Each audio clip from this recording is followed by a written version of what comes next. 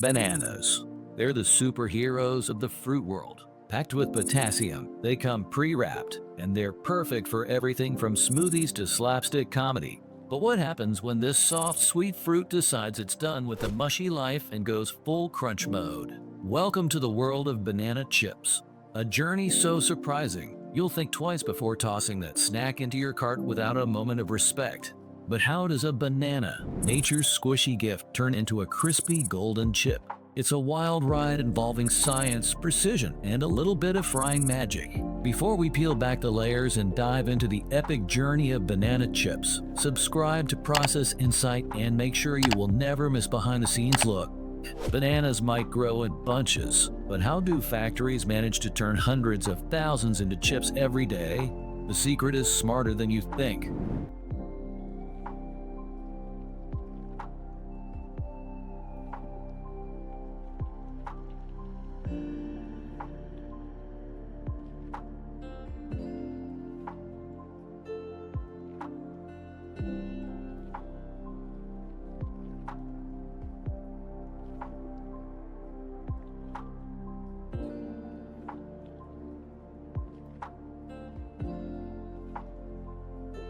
The story begins on lush plantations, where banana trees stand tall, swaying gently in the tropical breeze. But here's the twist. Banana chips aren't made from the bananas you casually throw into your cereal. Nope, they use plantains or unripe bananas, which are firmer, starchier, and way less likely to squish when you fry them.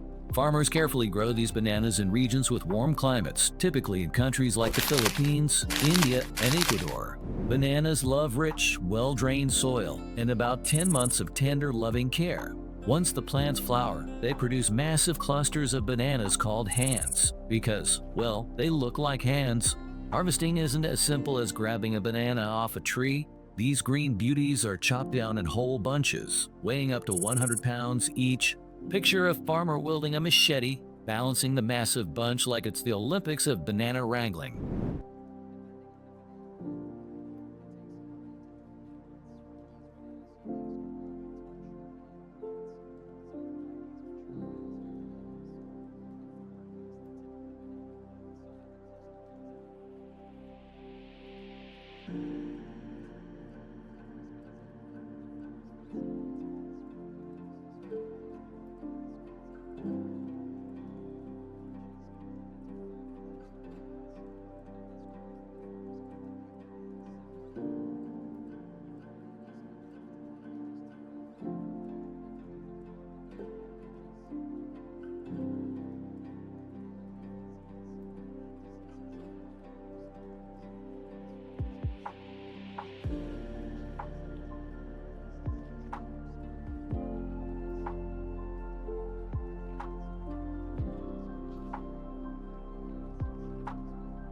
Farmers use specialized techniques to avoid bruising the bananas. The process often requires two people. One cuts the stalk while the other catches the bunch. Some plantations even use pulley systems or cableways to transport the heavy banana clusters without damaging them.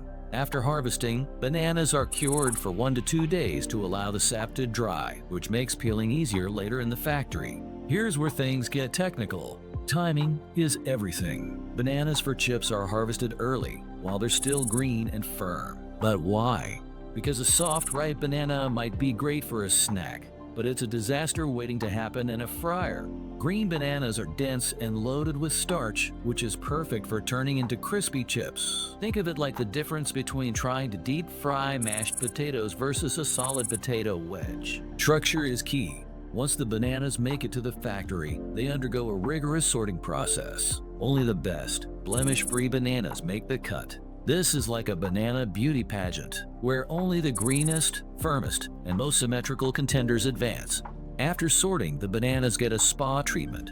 Industrial washers scrub away dirt, pesticides, and any rogue insects hitching a ride. It's like the bananas are prepping for their big day in the fryer, and hygiene is non-negotiable. Some factories use ozone-treated water for washing bananas. Ozone is a natural disinfectant that ensures the fruit is squeaky clean without the need for harsh chemicals. And speaking of cleanliness, banana washing machines can process up to 2,000 bananas per hour. Imagine how spotless your kitchen would be with that kind of efficiency. Peeling a banana might be easy at home, but when you're processing thousands of them in a factory, it's a whole different ball game. Machines with rotating rollers gently strip the bananas of their peels, leaving behind the naked fruit ready for slicing.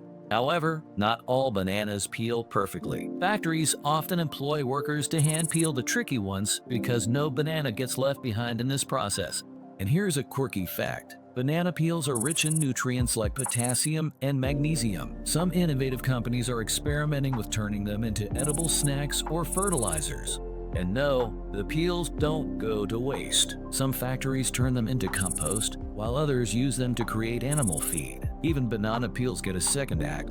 Bananas may look innocent, but slicing them into perfect chips is no small feat.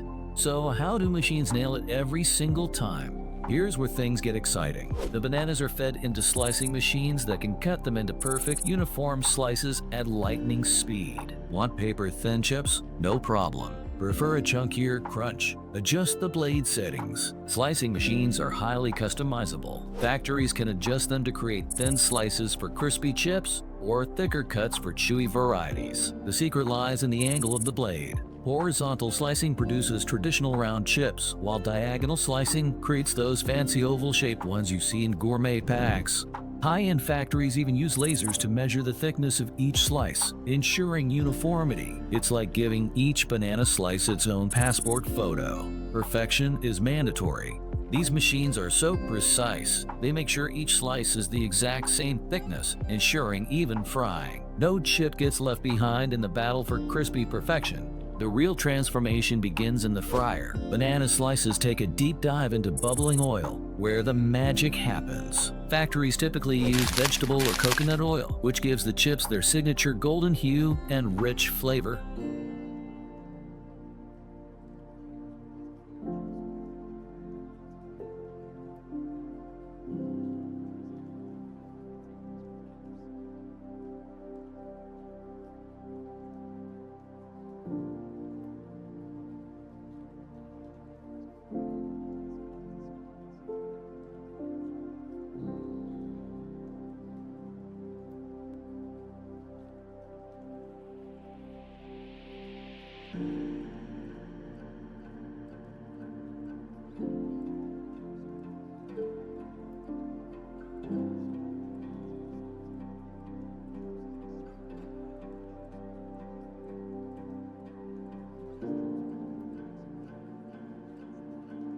The temperature here is crucial, usually set around 350 degrees Fahrenheit or 175 degrees Celsius.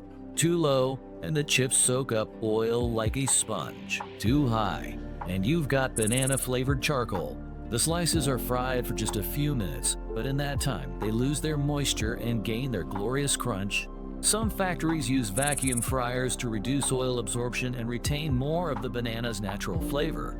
Yes, banana chips can be science. Plain salted, spicy chili, sweet honey. How does every chip get its irresistible flavor? It's not as simple as sprinkling spices.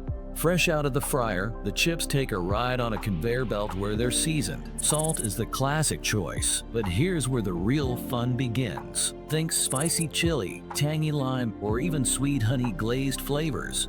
Factories use automated tumblers to coat the chips evenly, ensuring every bite is a flavor explosion. It's like a dance party for chips, where every slice gets its groove on in the seasoning barrel. Some factories take seasoning to the next level with flavor encapsulation technology. This involves coating the chips with micro layers of seasoning that dissolve instantly in your mouth, giving you that burst of flavor with every bite. And the variety of flavors is mind-blowing. In addition to classics like salted and chili, some brands are experimenting with exotic blends like truffle oil, wasabi, or even banana chips coated in chocolate dust. But not all chips make it to the bag. Factories employ high-tech scanners and even human inspectors to weed out the rejects. Too dark, too oily, cracked in half. These unfortunate chips are removed and either recycled or turned into animal feed. Quality control in modern factories uses AI-powered cameras that scan every chip for size, color, and shape. Chips that fail to meet the standards are gently pushed off the conveyor belt by tiny air jets. It's like a futuristic banana chip audition, where only the stars make the cut.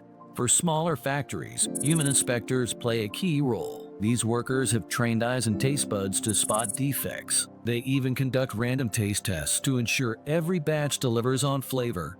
Once the chips pass quality control, they're whisked away to the packaging station. Modern factories use nitrogen flushing to replace the air in the bag, keeping the chips fresh and preventing them from going stale.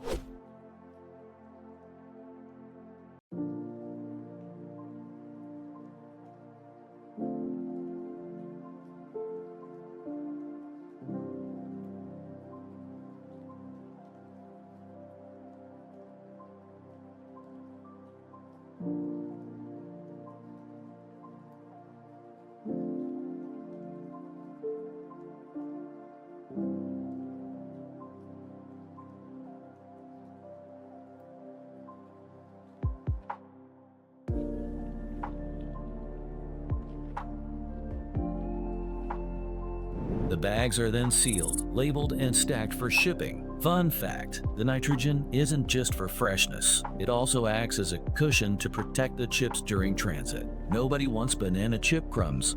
The finished chips are loaded onto trucks and shipped to stores worldwide. By the time you grab a bag off the shelf, those chips have traveled hundreds, if not thousands of miles. And yet, they still manage to crunch like they were fried 5 minutes ago. Here's a twist for you. Some banana chips aren't fried at all. They're baked or even freeze-dried. These methods create healthier versions of the snack, with less oil and more of the banana's natural sweetness intact.